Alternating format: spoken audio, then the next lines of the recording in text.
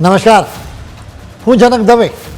ફૂલ stop news analysis પ્રોગ્રામમાં આપનું સ્વાગત છે.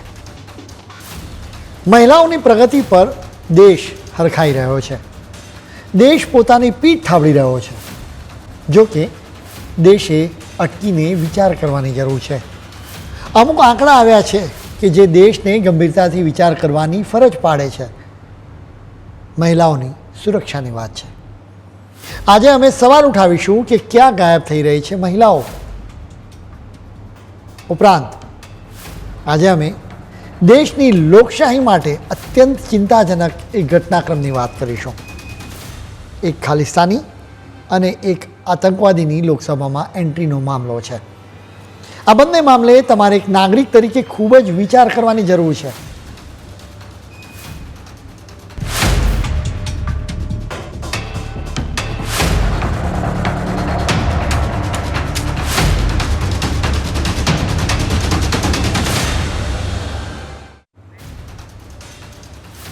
આંકડા ક્યારેક ગુસ્સો પણ અપાવે છે. મધ્યપ્રદેશમાંથી આવા જ આંકડા બહાર આવ્યા છે. આ નંબર્સે સમગ્ર દેશને ચોંકાવી દીધા છે, જેની અત્યારે ખૂબ ચર્ચા પણ થઈ રહી છે. મધ્યપ્રદેશની વિધાનસભામાં કોંગ્રેસના ધારાસભ્ય બાલા બચ્ચને એક સવાલ પૂછ્યો, જેના જવાબમાં આ આંકડા બહાર આવ્યા. આ રાજ્યમાં દરરોજ 28 મહિલાઓ અને 3 બાળકીઓ ગાયબ થઈ રહી છે. 2021ની 1 જુલાઈથી આ વર્ષે 31મી મે દરમિયાન 31,801 મહિલાઓ અને બાળકીઓ ગાયબ થઈ ગઈ છે, જેમાં 28,857 મહિલાઓ અને 2,944 છોકરીઓ છે. તમે માત્ર એને સામાન્ય આંકડા સમજવાની ભૂલ ન કરતા આ ગાયબ મહિલાઓ અને તેમના પરિવારોના દુઃખ, પીડા અને આક્રોશનો અંદાજ લગાવવો અત્યંત મુશ્કેલ છે. તેમની પીડા વ્યક્ત કરવા માટે શબ્દો પણ ખૂટી પડે. મધ્યપ્રદેશની વિધાનસભામાં કોંગ્રેસના ધારાસભ્યે સવાલ પૂછ્યો અને માહિતી બહાર આવી. આ માત્ર કોઈ એક રાજ્યની સ્થિતિ નથી, સમગ્ર ભારતની આ હકીકત છે. આ આંકડાઓ અને પરિસ્થિતિ પોલીસની કાર્યવાહી અને માનસિકતા પર પ્રશ્નાર્થ ચિહ્નો મૂકે છે. કોઈ મહિલા કે બાળકી ગાયબ થઈ જાય એના 24 કલાક સુધી પોલીસ જ ફરિયાદ લખવાની ના પાડી દે છે. પરિવારજનોને આસપાસ શોધવા માટે કહેવામાં આવે છે. હકીકતમાં શરૂઆતના 24 કલાક જ અત્યંત મહત્ત્વના હોય છે. સુપ્રીમ કોર્ટે એક કેસમાં સ્પષ્ટ ગાઈડલાઈન આપી છે કે કોઈ બાળક ગાયબ થવાની ફરિયાદ મળે કે તરત જ પોલીસને અપહરણ કે ટ્રાફિકનો કેસ દાખલ કરીને તપાસ કરવી જોઈએ. અદાલતના આ આદેશનો પણ અમલ થતો ન હોવાનું જણાઈ રહ્યું છે. દેશમાં કાયદા બદલવામાં આવ્યા છે. હવે પોલીસે પોતાની માનસિકતા પણ બદલવાની જરૂર હોય એમ જણાય છે. મધ્યપ્રદેશના પ્રવાસનની જાહેરાતનું સ્લોગન છે કે એમપી ગજબ હૈ. ખરેખર એમપી પોલીસ ગજબ છે. અમે આ વાતનો પુરાવો પણ આપીશું. મધ્યપ્રદેશમાં 31,801 મહિલાઓ અને બાળકીઓ ગાયબ થઈ ગઈ છે. ખુદ સરકારે આ વિગતો આપી છે. આમ છતાં પોલીસના ચોપડે માત્ર 724 કેસીસ જ નોંધાયા છે. એટલે કે મોટાભાગની ફરિયાદો લખવામાં આવતી જ નથી. આ પરિસ્થિતિ માટે 2 કારણ જવાબદાર હોઈ શકે. એક તો લોકો ફરિયાદ લખવા માટે પોલીસની પાસે જાય, પરંતુ પોલીસ જ ફરિયાદ લખતી નથી. કમનસીબી એ છે કે જ્યાં સુધી હત્યા કે અપહરણ કે બળાત્કાર જેવો કોઈ ગુનો ન બને ત્યાં સુધી પોલીસ મિસિંગ ફરિયાદોને ગંભીરતાથી લેતી જ નથી. જેના કારણે પણ પોલીસના ચોપડે મિસિંગ મહિલાઓ અને બાળકીઓની ફરિયાદો અને વાસ્તવિકતા વચ્ચે મોટો ફરક જોવા મળે છે. પોલીસની છબી હજી પણ સામાન્ય લોકોના મનમાં નેગેટિવ છે, જેના કારણે પણ અનેક લોકો ફરિયાદ લખાવવા માટે પોલીસની પાસે જતા જ નથી. મધ્યપ્રદેશમાં પોલીસના ચોપડે માત્ર 724 કેસીસ જ નોંધાયા છે. હકીકતમાં 31,000થી વધુ મહિલાઓ અને બાળકીઓ ગાયબ છે. આવી સ્થિતિ બીજા રાજ્યોની પણ હોઈ શકે છે. મધ્યપ્રદેશમાં સૌથી ચોંકાવનારો મામલો ઉજ્જૈનનો છે, જ્યાં 34 મહિનાથી એક પણ મિસિંગની ફરિયાદ લખવામાં જ નથી આવી. જો કે હવે મધ્યપ્રદેશ સરકારે જણાવ્યું છે કે છેલ્લા 34 મહિનામાં 676 મહિલાઓ ગાયબ થઈ ગઈ છે. મધ્યપ્રદેશની સાંસ્કૃતિક અને ધાર્મિક નગરી ગણાતા ઉજ્જૈનમાં જ આ આવી દશા છે. સવાલ એ છે કે પોલીસ અને મધ્યપ્રદેશ સરકારના આંકડાઓની વચ્ચે આટલો મોટો ફરક કેવી રીતે આવી શકે? મધ્યપ્રદેશમાંથી મળી રહેલા આંકડાઓ પર વધુ એક વખત નજર કરીએ. સાગર જિલ્લામાં સૌથી વધુ 245 બાળકીઓ મિસિંગ છે. ઇન્દોરમાં સૌથીને વધુ 2384 મહિલાઓ ગાયબ છે. ગ્વાલિયરમાં છેલ્લા એક મહિના કરતાં વધારે સમયથી 214 મહિલાઓ મિસિંગ છે. જો કે પોલીસે માત્ર 3 જ કેસ દાખલ કર્યા છે. મધ્યપ્રદેશ સરકાર દાવો કરે છે કે મહિલાઓની ફરિયાદો લખવા માટે 950 પોલીસ સ્ટેશનોમાં ઉર્જા ડેસ્ક શરૂ કરવામાં આવ્યા છે. સવાલ એ છે કે આમ છતાં ફરિયાદો કેમ લખાતી નથી? રાજ્ય સરકાર કહે છે કે ગાયબ મહિલાઓ અને બાળકીઓ માટે 4 તબક્કામાં મિશન મોડમાં કામ ચાલી રહ્યું છે. મોનિટરિંગ, મિસિંગ વ્યક્તિઓની શોધ, રેસ્ક્યુ અને તેમને સમાજમાં ફરી સેટલ કરવા એમ 4 તબક્કાના મિશનનો ઉલ્લેખ કરવામાં આવે છે. જો કે મધ્યપ્રદેશ સરકારે આ મિશનમાં 5મું એલિમેન્ટ ઉમેરવાની જરૂર જણાય છે. આ એલિમેન્ટ છે પોલીસની માનસિકતા બદલવાની. મધ્યપ્રદેશ વાસ્તવમાં મિસિંગ મહિલાઓના મામલે રેકોર્ડ્સ તોડી રહ્યું છે. 2019થી 2021 દરમિયાનના 3 વર્ષમાં જ મધ્યપ્રદેશમાં 1.60 લાખથી વધુ મહિલાઓ અને 38,000 છોકરીઓ ગાયબ થઈ ગઈ હતી. આ 3 વર્ષોમાં દેશમાંથી 13.13 લાખથી વધુ મહિલાઓ અને બાળકીઓ ગાયબ થઈ છે. કેન્દ્રીય ગૃહ મંત્રાલયે સંસદમાં આંકડાઓ રજૂ કર્યા હતા. દેશમાં 2019થી 2021 દરમિયાન 18 વર્ષથી વધુ ઉંમરની 10.61 લાખ મહિલાઓ, જ્યારે 18 વર્ષથી નાની ઉંમરની 2.51 લાખ છોકરીઓ ગાયબ થઈ ગઈ હતી.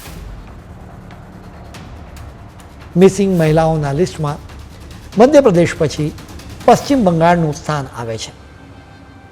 પશ્ચિમ બંગાળમાં કુલ 1.56 લાખથી વધુ મહિલાઓ, જ્યારે 36,000 બાળકીઓ મિસિંગ છે. મહારાષ્ટ્રમાં 2019થી 2021 દરમિયાન જ 1.78 લાખ મહિલાઓ અને 13,000 બાળકીઓ ગાયબ થઈ ગઈ છે.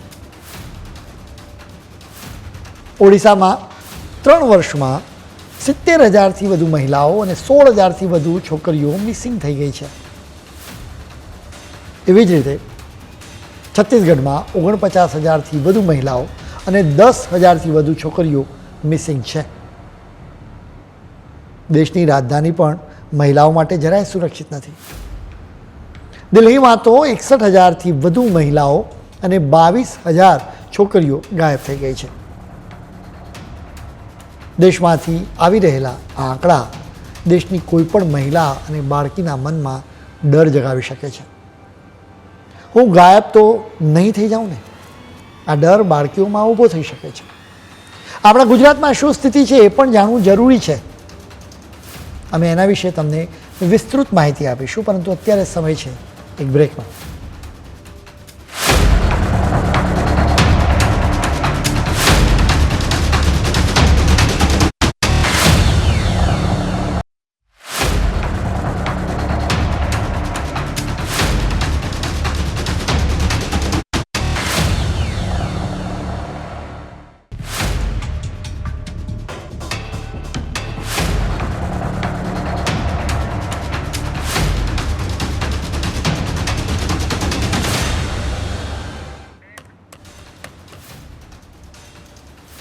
બ્રેક બાદ આપનું સ્વાગત છે. દેશની અડધી વસ્તી માટે ડરામણા આંકડા અમે તમને જણાવ્યા. હવે વાત આપણા ગુજરાતની. ગુજરાતમાંથી છેલ્લે ગયા વર્ષે 8મી મે મિસિંગ મહિલાઓ અને બાળકીઓના આંકડા આવ્યા હતા. આ દિવસે ગુજરાત પોલીસે એક ટ્વીટમાં જણાવ્યું હતું કે નેશનલ ક્રાઇમ રેકોર્ડ્સ બ્યુરોના આંકડા મુજબ ગુજરાતમાંથી 41,000 મહિલાઓ ગાયબ થઈ હોવાની માહિતી અપાઈ છે. જો કે આ અધૂરી માહિતી છે. હકીકતમાં 39,497 મહિલાઓ શોધી કાઢવામાં આવી છે. આ મહિલાઓ તેમના પરિવારની સાથે છે. આ નંબર જોતાં ગુજરાત પોલીસનો ટ્રેક રેકોર્ડ સારો જણાય છે. અમે તમને મિસિંગ મહિલાઓના national crime records bureau, Madhya Pradesh સરકાર અને ગુજરાત પોલીસે જણાવેલા આંકડાઓ આપ્યા. આ આંકડાઓ ચોક્કસ જ ડરામણા છે. જો કે હાલમાં જારી કરવામાં આવેલો વધુ એક રિપોર્ટ ચિંતા જગાવી રહ્યો છે. સંયુક્ત રાષ્ટ્રની એક એજન્સીએ આ રિપોર્ટ જારી કર્યો છે. આ રિપોર્ટ મુજબ છેલ્લા 50 વર્ષમાં દુનિયામાં લગભગ 14.20 કરોડ મહિલાઓ ગાયબ થઈ ગઈ છે, જેમાંથી લગભગ 4.60 કરોડ મહિલાઓ ભારતીય છે. આ અત્યંત ચોંકાવનારી અને વિચલિત કરી દેનારો રિપોર્ટ છે. આ રિપોર્ટમાં ભારતમાં બાળકીઓને દૂધ પીતી કરવાના રિવાજનો પણ ઉલ્લેખ કરવામાં આવ્યો હતો. આખરે મહિલાઓ ક્યાં ગાયબ થઈ જાય છે? નેશનલ ક્રાઇમ રેકોર્ડ્સ બ્યુરોએ એના રિપોર્ટ્સમાં જુદા જુદા કારણો આપ્યા છે, જેમ કે માનસિક બીમારી, ગેરસમજ, દુસ્સાહસ અને ઘરેલું હિંસાના કારણે સ્ત્રી ઘર છોડે છે. જોકે એ સિવાય મિસિંગ થયેલી મહિલાઓ અને બાળકીઓ હત્યા, ટ્રાફિકિંગ અને અપહરણ જેવા અપરાધોનો પણ ભોગ બની શક્યું હોઈ શકે છે. મિસિંગ મહિલાઓ અને બાળકીઓના કેસમાં સૌથી ભયાનક બાબત ટ્રાફિકિંગની છે. 2022ના નેશનલ ક્રાઇમ રેકોર્ડ્સ બ્યુરોના ડેટા અનુસાર ભારતમાં 2021માં 22,164 ટ્રાફિકિંગના કેસ નોંધાયા હતા, જેમાંથી મોટાભાગની મહિલાઓને આરબ દેશોમાં મોકલવામાં આવી હતી. આ એક આંતરરાષ્ટ્રીય ગેંગ છે જો આર્થિક રીતે જરૂરિયાતમંદ છોકરીઓ અને મહિલાઓને આખા દેશમાંથી નિશાન બનાવે છે. આવી મહિલાઓને આરબ દેશોમાં મોટા પગારનું સપનું બતાવવામાં આવે છે. તેમના પરિવારોને એના બદલામાં એક રકમ ચૂકવવામાં આવે છે. મોટાભાગે આરબ દેશોમાં આ મહિલાઓને ગુલામની જેમ રાખવામાં આવે છે. તેમને 10થી વધુ કલાક સુધી કામ કરવાની ફરજ પાડવામાં આવે છે. એટલું જ નહીં, શારીરિક શોષણ પણ કરવામાં આવે છે. આ આંતરરાષ્ટ્રીય ગેંગના સભ્યો અનેક વખત જરૂરિયાતમંદ મહિલાઓને ઊંચા વ્યાજે લોન આપે છે. લોન ચૂકવી ન શકતી મહિલાઓને તેઓ ફસાવે છે અને આરબ દેશોમાં જવા માટે મજબૂર કરે છે. પંજાબ, પશ્ચિમ બંગાળ, આસામ, ઓડિશા, આંધ્રપ્રદેશ અને તેલંગાણામાં આ સમસ્યા સૌથી વધારે છે. પંજાબમાં આવી ઘટનાઓ મોટા પાયે બનવા લાગી, જેના કારણે પંજાબ પોલીસે સ્પેશિયલ ઇન્વેસ્ટિગેશન ટીમ પણ બનાવી. જોકે એનું પરિણામ શૂન્ય જ આવ્યું. ટ્રાફિકિંગના આવા મોટાભાગના કેસીસમાં ફરિયાદ જ લખવામાં આવતી નથી. આ મહિલાઓ અને બાળકીઓના ગરીબ પરિવારોને રૂપિયા આપવામાં આવે છે, જેથી તેઓ કેસ નોંધાવતા જ નથી, જેના કારણે સ્થિતિની ગંભીરતાનો ખ્યાલ જ નથી આવતો. મહારાષ્ટ્ર રાજ્યના મહિલા પંચના અધ્યક્ષ રૂપાલી ચકનકરે હાલમાં જ ચોંકાવનારી વિગત આપી હતી. કોરોના પછી મહારાષ્ટ્રમાંથી મહિલાઓ અને છોકરીઓના ટ્રાફિકિંગના લગભગ 1750 કેસ સામે આવ્યા છે. આ મહિલાઓ અને છોકરીઓને દુબઈ, મસ્કત અને ઓમાનમાં મોકલી દેવામાં આવી હતી, જેમાંથી 27 છોકરીઓને બચાવીને પાછી લાવવામાં આવી છે. ટ્રાફિકિંગની સમસ્યા પશ્ચિમ બંગાળ, પૂર્વોત્તર ભારત તેમજ બિહાર જેવા રાજ્યોમાં વધારે છે. પોલીસની એક્શન અને નિયત બંને સામે સવાલો થતા રહે છે. જોકે અમુક લોકો આવી સ્થિતિમાં મુશ્કેલીઓમાં મુકાયેલી મહિલાઓ અને બાળકીઓને બચાવવા માટે આગળ પણ આવ્યા છે. આવું જ એક નામ પલ્લવી ઘોષનું છે. પલ્લવીએ કરેલા પ્રયાસોના કારણે જ અમે તેના ઉલ્લેખ કરી રહ્યા છીએ. તેણે હ્યુમન ટ્રાફિકર્સની ગેંગમાંથી લગભગ 10,000થી વધુ છોકરીઓને છોડાવી હોવાનો દાવો કરવામાં આવ્યો છે, જેમાં 4 મહિનાની બાળકી પણ સામેલ છે. આ બાળકીને મિડલ ઇસ્ટમાં લઈ જવામાં આવી રહી હતી. પલ્લવી પશ્ચિમ બંગાળ, ઓડિશા, આસામ, ઝારખંડ, છત્તીસગઢ, આંધ્રપ્રદેશ અને ત્રિપુરામાં કામ કરે છે. પલ્લવીની સાથે અનેક લોકો આ મિશનમાં જોડાઈ ગયા છે. તેઓ પોલીસ અને જુદી જુદી સંસ્થાઓ મળીને આ મિશનને પાર પાડે છે. તેઓ સૌથી પહેલાં મહિલા અને બાળકીઓનું અપહરણ કરનારાઓની વિગત મેળવે છે. આ વિગતો પોલીસને આપે છે. એ પછી તેમની સાથે રહીને દરોડા પાડે છે. આ રીતે 12 વર્ષમાં 10,000થી વધુ મહિલાઓ અને બાળકીઓને બચાવવામાં સફળતા મળી છે. અનેક મહિલાઓ અને બાળકીઓને વેશ્યાગૃહોમાં વેચી દેવામાં આવી હતી. એ સિવાય કેટલીક મહિલાઓને ગુલામ તરીકે રાખવામાં આવી હતી. પલ્લવી જેવા લોકો અને સંસ્થાઓને અમે સલામ કરીએ છીએ.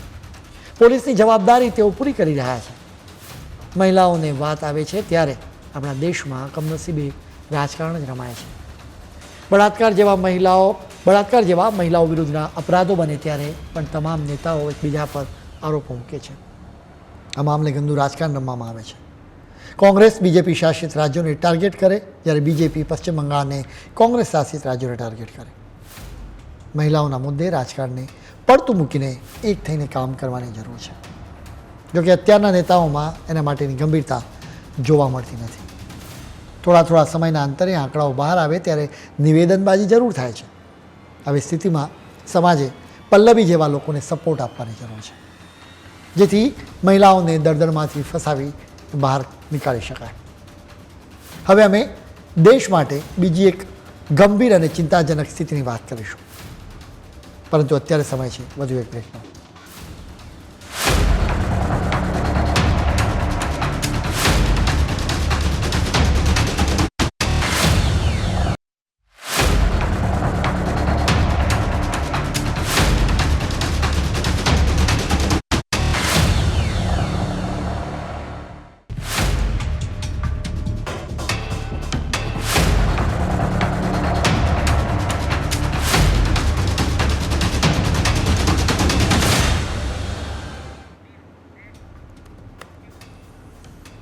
બ્રેક બાદ આપનું સ્વાગત છે. દેશની લોકશાહી માટે ખૂબ જ ખતરનાક અને જોખમી ઘટના બની છે. કાયદાને તોડનારા હવે કાયદા ઘડનારા બની ગયા છે. વાત એક ખાલિસ્તાની અને એક આતંકવાદીની છે. ભારતને તોડવાનું સપનું જોનારા અને એના માટે કાવતરા ઘડનારાઓની હવે લોકશાહીના મંદિરમાં એન્ટ્રી થઈ ગઈ છે. આઘાતજનક વાત એ છે કે આ બંને ભારતના બંધારણમાં માનતા જ નથી. જો કે તેમને બંને શપથ અપાવવામાં આવી છે. શપથ લેતી વખતે સંસદ સભ્ય કહેવું પડે છે કે હું ભારતના બંધારણ પ્રત્યે સાચી શ્રદ્ધા અને નિષ્ઠા રાખીશ. અમે ખાલિસ્તાની અમૃતપાલ સિંહ અને કાશ્મીરી અલગાવવાદી શેખ અબ્દુલ રાશીદની વાત કરી રહ્યા છીએ. તેઓ બંને જેલમાં કેદ છે. આમ છતાં તેમણે બંને લોકસભાના સભ્ય તરીકે શપથ ગ્રહણ કર્યા છે. તેમને સંસદ ભવનમાં લાવવામાં આવ્યા હતા. ત્યારે જડબેસલાક સુરક્ષાની વ્યવસ્થા કરવામાં આવી હતી. ભારતની લોકશાહીના ઇતિહાસમાં આવું કદી બન્યું નથી. આ નવા ચૂંટાયેલા સંસદ સભ્યોને જેલમાંથી ટેમ્પરરી મુક્ત કરવામાં આવ્યા હતા. તમામ ઔપચારિકતા પૂરી કરવામાં આવી. તેમને લોકસભાના સ્પીકર ઓમ બિરલાની ચેમ્બરમાં લાવવામાં આવ્યા અને શપથ અપાવવામાં આવી. સામાન્ય રીતે શપથ ગ્રહણ સમારોહને ભવ્ય રીતે યોજવામાં આવે છે. દુનિયાભરના નેતાઓ અને મીડિયાને આમંત્રણ આપવામાં આવે છે. જો કે આ શપથ ગ્રહણ સમારોહ અલગ હતો.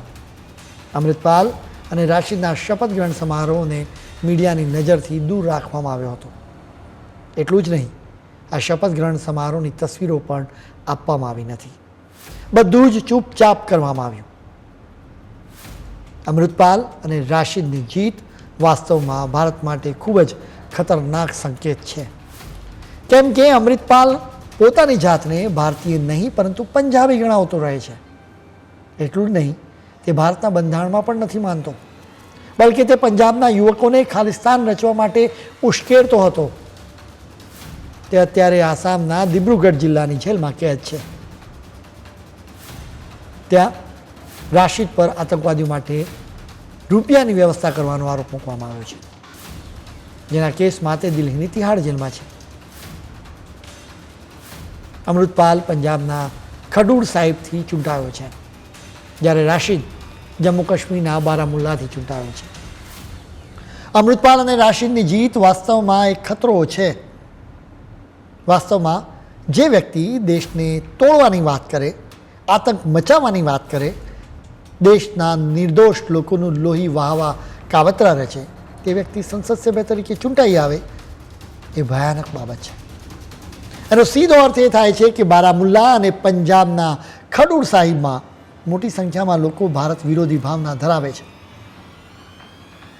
અમૃતપાલ અને રાશિદને મત આપનારાઓ ભારતની સાથે રહેવા ઈચ્છતા નથી એ પણ એટલી જ સ્પષ્ટ બાબત છે, જેનો અર્થ એ પણ કરી શકાય કે આજે તેઓ મત આપે છે તો આવતીકાલે અમૃતપાલ અને રાશિદના કહેવાથી હથિયારો પણ ઉઠાવી શકે. વારિસ પંજાબ ડેનો ચીફ અને ખાલિસ્તાની લીડર અમૃતપાલ સિંહ પાકિસ્તાનની જાસૂસી એજન્સી ISIના સંપર્કમાં હોવાની પણ શંકા વ્યક્ત કરવામાં આવી હતી. અમૃતપાલ અને તેના સપોર્ટર્સ હથિયારોની સાથે અજનાલામાં પોલીસ સ્ટેશન પર ઘસી ગયા હતા, જેના પછી અમૃતપાલ પોલીસના રડાર પર હતો. એક સમયે તે દુબઈમાં રહેતો હતો અને એ સમયે તે બિલકુલ ધાર્મિક નહોતો. વારિસ પંજાબ ડેનો ચીફ બન્યા બાદ તેણે ખાલિસ્તાન માટે પંજાબના લોકોને ઉશ્કેરવાનું શરૂ કર્યું હતું. તે ફેબ્રુઆરી 2022 સુધી દુબઈમાં રહેતો હતો. અચાનક અમૃતપાલ પંજાબમાં આવ્યો. તે વારિસ પંજાબ ડેનો આગામી ચીફ બન્યો. અમૃતપાલ સિંહ ગયા વર્ષે 24મી ફેબ્રુઆરીથી સમગ્ર દેશના ધ્યાને આવ્યો હતો. એ દિવસે તે અને તેના ફોલોઅર્સ હથિયારોની સાથે એક પોલીસ સ્ટેશનમાં ધસી ગયા હતા. તેઓ તેમના સાથી લવપ્રીતસિંહ તૂફાનને મુક્ત કરવા માટે માંગણી કરવા લાગ્યા હતા. અમૃતસર સિટીની પાસે અજનાલામાં આ લોકો બેરિકેડ્સ તોડીને પોલીસ સ્ટેશનમાં ઘૂસ્યા હતા. અજનાલાની ઘટનાના કારણે પંજાબ સરકાર પર વિપક્ષો તરફથી અમૃતપાલની વિરુદ્ધ એક્શન લેવા માટે દબાણ વધ્યું હતું. પંજાબ પોલીસે આખરે અમૃતપાલ સિંહની વિરુદ્ધ એક્શન લેવાની શરૂઆત કરી. જોકે હવે અમૃતપાલની પહોંચ સંસદ સુધી પહોંચી થઈ ગઈ છે. ભારતનું બંધારણ જેલમાં રહેલી વ્યક્તિને પણ ચૂંટણી લડવાની આઝાદી આપે છે.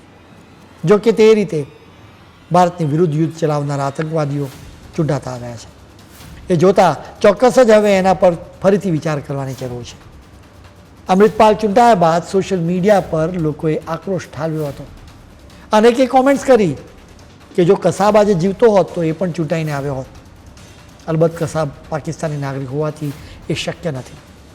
જો કે કસાબ જેવી જ માનસિકતા ધરાવતા અમૃતપાલ અને રાશિદ જરૂર ચૂંટાઈ આવ્યા છે.